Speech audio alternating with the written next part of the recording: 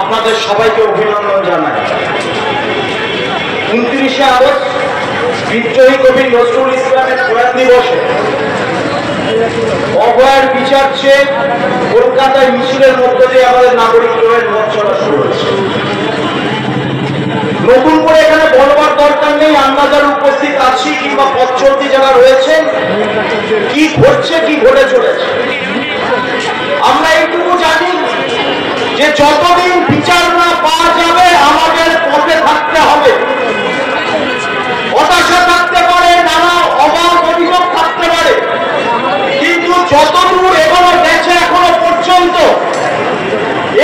এগোতে পেরেছি আমরা, কারণ আমরা রাস্তায় ছিলাম বলে।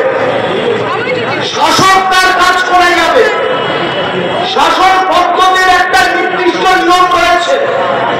শাসক শেখাবে আমাদের যে এখন প্রতিবাদের সময় শেষ, এখন উৎসবে মেতে ওঠার সময়। কখন প্রতিবাদ করব, কখন উৎসবে মানব, শাসক আমাদের শেখানোর চেষ্টা করবে। শাসক আমাদের শেখানোর চেষ্টা করবে কাকে অভিযুক্ত কখন বলা যায় না যায়, আইনের ভাষায় কি বলে, বাংলা ভাষায় কি বলে, তা শাসক মানবে না। কারণ শাসক যখন সরাসরি অপরাধী বারে বারে প্রমাণিত হয়ে যাচ্ছে অভয়াকাণ্ডে শাসক জড়িত, সেখানে শাসক অত্যন্ত দেখাবে, যা খুশি তাই করবো এই মনোভাব দেখাবে। আর আমাদের নাগরিকদের দায়িত্ব আমাদের অধিকারগুলো বোঝে না। কারণ অভয়াকাণ্ডের বিচার চাওয়া মানে কাজের জায়গায় মহিলাদের নিরাপত্তার নিশ্চিত করা, পুরুষতন্ত্রের বিরুদ্ধে করছে এটা।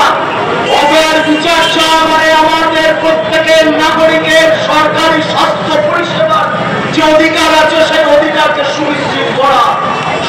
শাসকের কাজ করছে আমাদের নাগরিকদের আমাদের অধিকার বুঝে নেওয়ার যে দায়িত্ব, সেই দায়িত্বটা থেকে সরে গেলে চলবে না।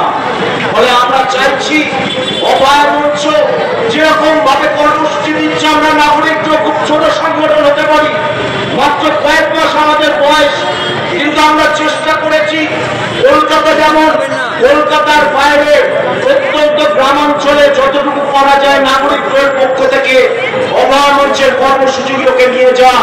উত্তরবঙ্গ হোক কি প্রত্যন্ত সুন্দরবন হোক, আমরা সে কাজ করব।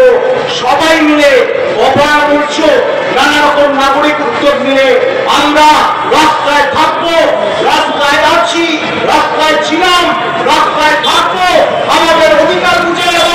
এই কথাটা শাসককে আজকে পরিষ্কার ভাষায় জানিয়ে দিতে হবে।